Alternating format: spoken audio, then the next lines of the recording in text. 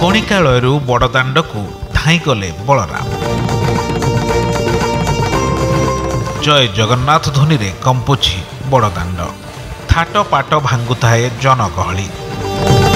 ତାରି ଭିତରେ ବଳରାମ ଦାସ ମହାପ୍ରଭୁଙ୍କ ଦର୍ଶନାର୍ଥେ ଚାରମାଳ ଚଢ଼ି ରଥ ଉପରକୁ ଉଠିଲେ।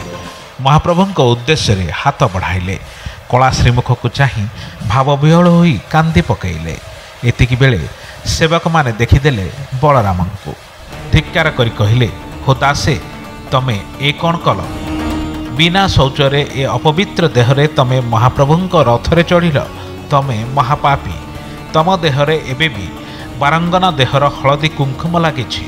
ସେବକ ଗୋଷ୍ଠୀ ଭିତରୁ କେହି ଜଣେ ବଳରାମ ଦାସଙ୍କୁ ଗଳା ଧକ୍କା ଦେଇ ରଥ ତଳକୁ ପକାଇଦେଲେ।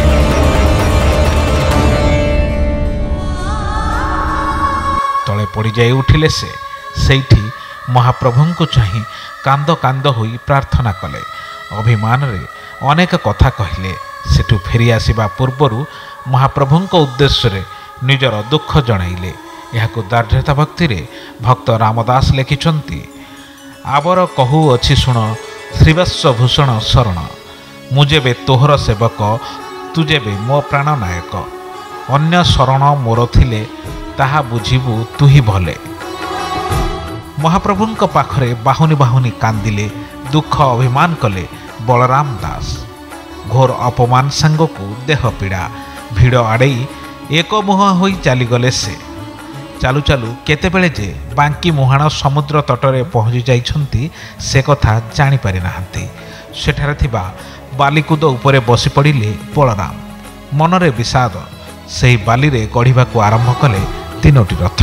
ସେହି ରଥରେ ଚତୁର୍ଦ୍ଧାମୂର୍ତ୍ତିଙ୍କ ଚିତ୍ରପଟ ଆଙ୍କି ଆଉ ଭକ୍ତି ଭାବରେ ଯାହା କହିଲେ ତାକୁ ବର୍ଣ୍ଣନା କରିବାକୁ ଯାଇ ଭକ୍ତ କବି ରାମଦାସ ଦାର୍ଢ୍ୟତା ଭକ୍ତିରେ ଲେଖିଛନ୍ତି। ବୋଇଲେ ଏଥେ ବିଜେ କର, ମୁଁ ଯେବେ ସେବକ ତୋହର। ଏମନ୍ତେ ବୋଲି ଭାବ ଭୋଳେ, ନୟନୁ ଅଶ୍ରୁ ଧାର ଗଳେ। ଅମୃତ ନଦୀ ପ୍ରାୟ ହୋଇ ସର୍ବାଙ୍ଗେ ଯାଉଅଛି ବୋହି। ଆଖିରୁ ଧାର ଧାର ଅଶ୍ରୁ ବୋହି ଯାଉଥାଏ ବଳରାମଙ୍କର। ଭକ୍ତର ଆତୁର ପ୍ରାର୍ଥନା ଶୁଣିଲେ ଭାବର ଠାକୁର। ତାପରେ ଯାହା ଘଟିଲା ତାହା ଥିଲା ଭକ୍ତର ଭକ୍ତି ପରୀକ୍ଷାରେ ଉତ୍ତୀର୍ଣ୍ଣ ହେବାର ବେଳା। ଭକ୍ତ ବଳରାମ ଆଖି ଖୋଲି ଦେଖନ୍ତି ବଡ଼ଦାଣ୍ଡରେ 3 ରଥ ଛାଡ଼ି ଭାଇ ଭଉଣୀଙ୍କ ସହ ମହାପ୍ରଭୁ ତାଙ୍କ ବାଲିରଥରେ ବିରାଜମାନ କରିଛନ୍ତି। ସେ ଦେଖିଲେ, ପୁଣି ଅଭିମାନ କଲେ। ଅଭିମାନରେ ପୁଣି କଣେଇ ଚାହିଁଲେ କଳାବଦନକୁ। ମନରେ ଆଉ ହୃଦୟରେ କିନ୍ତୁ ଅପାର ଆନନ୍ଦ। ଭକ୍ତର ଏପରି ଅଭିମାନ ଭାବ ଦେଖି ମହାପ୍ରଭୁ ଦାସଙ୍କୁ କହିଲେ, ଆଉ ରାଗ ରୁଷା ରଖନା, ଅଭିମାନ କରନା।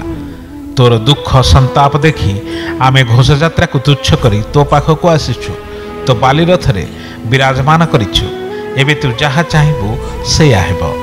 ମହାପ୍ରଭୁଙ୍କ ଠାରୁ ଏକଥା ଶୁଣି ନିଜକୁ ଅପରାଧୀ ମନେ କଲେ ବଳରାମ ଦାସ। ସେ ବାଲି ଉପରେ ନିଜେ ତିଆରି କରିଥିବା ବାଲିରଥ ଉପରେ ସେ ଲମ୍ବ ହୋଇ ପଡ଼ିଗଲେ। ଶରଣ ଗଲେ, ଯାହାକୁ ପାଇବା ପାଇଁ ବ୍ରହ୍ମାଣ୍ଡର ଜୀବମାନେ କେତେ କେତେ ତପସ୍ୟା କରିଥାନ୍ତି। ସେହି ଜଗତପତି ତା ଉପରେ କୃପା କରି ଆଜି ବଡ଼ଦାଣ୍ଡ ତେଜିଛନ୍ତି। କେତେ ସୁଖ ବର୍ଜନ କରି ଆସିଛନ୍ତି। ତା ଭଳି ପତିତ ଜନର ବାଲିରଥରେ ବିଜେ କରିଛନ୍ତି।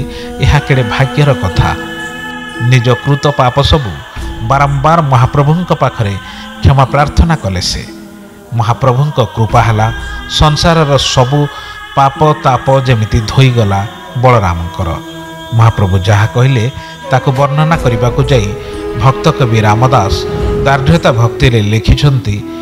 ତା ଶୁଣି ପ୍ରଭୁ ଭାବଗ୍ରାହୀ ଦାସଙ୍କୁ ପାଖରେ ବସାଇ ହସି ଶ୍ରୀମୁଖେ ଆଜ୍ଞା ଦେଲେ, ହେ ଦାସ ଶୁଣନ୍ତୁ ବୋଇଲେ, ଉତ୍ସବ କିସ ମୋହଇବ ମୂଳ ମୋ ଭକ୍ତର ଭାବ।